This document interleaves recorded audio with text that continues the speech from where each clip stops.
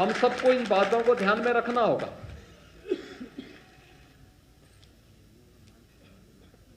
कि उत्तर प्रदेश जैन तीर्थंकरों की एक महत्वपूर्ण भूमि है।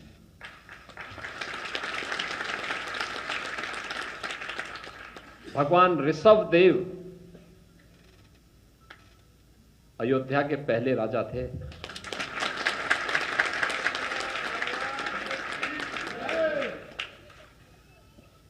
और वह परंपरा आगे बढ़कर के तो आप देखेंगे अयोध्या में ही 4 तीर्थंकर पैदा हुए, 5 तीर्थंकर पैदा हुए, और काशी में भी 4 तीर्थंकर, काशी में, वाराणसी में। देखिए, जो सबसे प्राचीन नगरी है हमारी अयोध्या, काशी, इन्हीं क्षेत्रों में पैदा हुई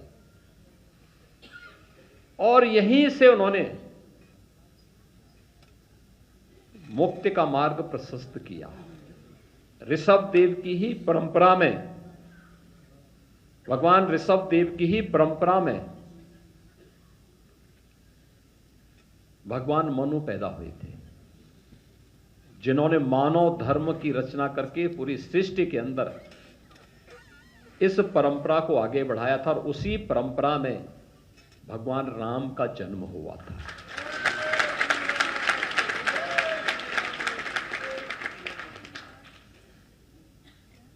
यानी दुनिया के प्राचीनतम धर्मों में से एक। लोगों के पास तो गिनने के लिए है, हमारे पास तो हम गिनती में नहीं गिनते उसको। आप अनुमान करिए, भगवान ऋषभ देव की परंपरा है, हजारों हजार वर्ष पुरानी परंपरा है। जब दुनिया के सामने कुछ भी नहीं था, अंधकार था, तब एक राजा उस परंपरा में सब कुछ छोड़ करके ज्ञान की उस अगूढ़ साधना में अपने आप को समर्पित करते हुए लोक मंगल की कामना से आगे बढ़ करके इस परंपरा को आगे बढ़ा, ये परंपरा हमें देते हैं। और आज हम यहां पर विश्व नौकार महामंत्र के इस आयोजन के साथ जुड़ रहे हैं। व्यक्ति जितना अंतःकरण से शुद्ध होगा, उसकी आवाज में उतना ही दम भी होगा, उतनी ही ताकत भी होगी। जोर से बोलने से आवाज में ताकत नहीं होती, लेकिन साधना की सिद्धि पर, की पराकाष्ठा पर पहुंचा हुआ कोई भी साधक, कोई भी सिद्ध जब अपनी बात को कहता है तो उसके अंतःकरण के भाव ही उस ताकत का एहसास करा देते हैं। और यही कारण है कि हजारों वर्षों की इस विरासत के साथ जुड़ते हुए नौकार महामंत्र आज भी हम सब के लिए एक नई प्रेरणा बनी हुई है। और मैं धन्यवाद दूंगा जीतों को कि जिन्होंने इस पूरे आयोजन को इस रूप में यहां पर आयोजित करने का कार्य किया है। दुनिया के अंदर न केवल जैन परंपरा को मानने वाले, बल्कि उस हर भारतीय के मन में जिसने सभी पूज्य तीर्थंकरों के उपदेशों से प्रेरणा लेकर के जीवन जीने की इस कला को आगे बढ़ाया है, उन सभी से प्रेरणा लेने का कार्य करता है यह दिवस। आज के इस अवसर पर मैं इस दिवस की सफलता के लिए आप सभी को हृदय से आपका अभिनंदन करता हूं। हम सबको इन बातों को ध्यान में रखना होगा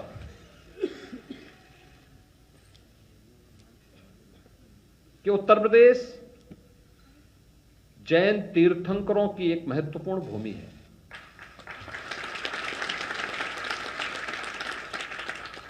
भगवान ऋषभ देव अयोध्या के पहले राजा थे।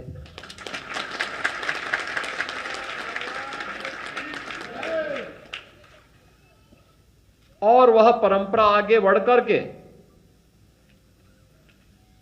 तो आप देखेंगे अयोध्या में ही 4 तीर्थंकर पैदा हुए, 5 तीर्थंकर पैदा हुए, और काशी में भी 4 तीर्थंकर, काशी में, वाराणसी में। देखिए, जो सबसे प्राचीन नगरी है हमारी अयोध्या, काशी, इन्हीं क्षेत्रों में पैदा हुई, और यहीं से उन्होंने मुक्ति का मार्ग प्रशस्त किया। ऋषभ देव की ही परंपरा में, भगवान ऋषभ देव की ही परंपरा में भगवान मनु पैदा हुए थे, जिन्होंने मानव धर्म की रचना करके पूरी सृष्टि के अंदर इस परंपरा को आगे बढ़ाया था, और उसी परंपरा में भगवान राम का जन्म हुआ था।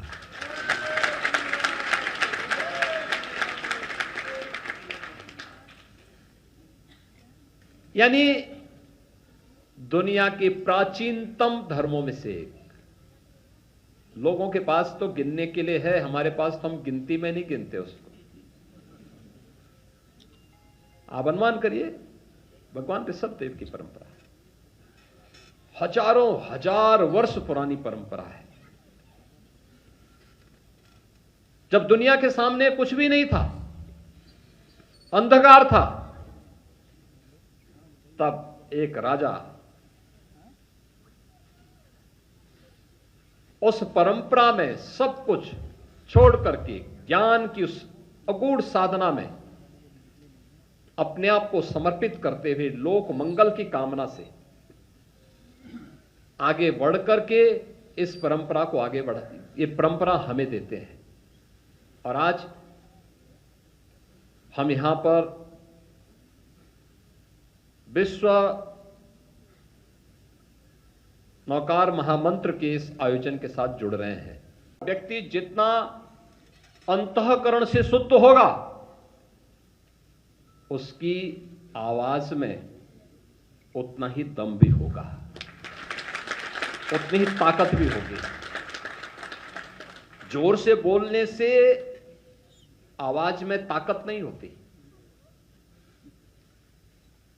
लेकिन साधना की सिद्धि पर, की पराकाष्ठा पर पहुंचा हुआ कोई भी साधक, कोई भी सिद्ध जब अपनी बात को कहता है, तो उसके अंतःकरण के भाव ही उस ताकत का एहसास करा देते हैं। और यही कारण है कि हजारों वर्षों की इस विरासत के साथ जुड़ते हुए नौकार महामंत्र आज भी हम सब के लिए एक नई प्रेरणा बनी हुई है। और मैं धन्यवाद दूंगा जीतों को कि जिन्होंने इस पूरे आयोजन को इस रूप में यहां पर आयोजित करने का कार्य किया है। दुनिया के अंदर न केवल जैन परंपरा को मानने वाले, बल्कि उस हर भारतीय के मन में जिसने सभी पूज्य तीर्थंकरों के उपदेशों से प्रेरणा लेकर के जीवन जीने की इस कला को आगे बढ़ाया है, उन सभी से प्रेरणा लेने का कार्य करता है यह दिवस। आज के इस अवसर पर मैं इस दिवस की सफलता के लिए आप सभी को हृदय से आपका अभिनंदन करता हूं।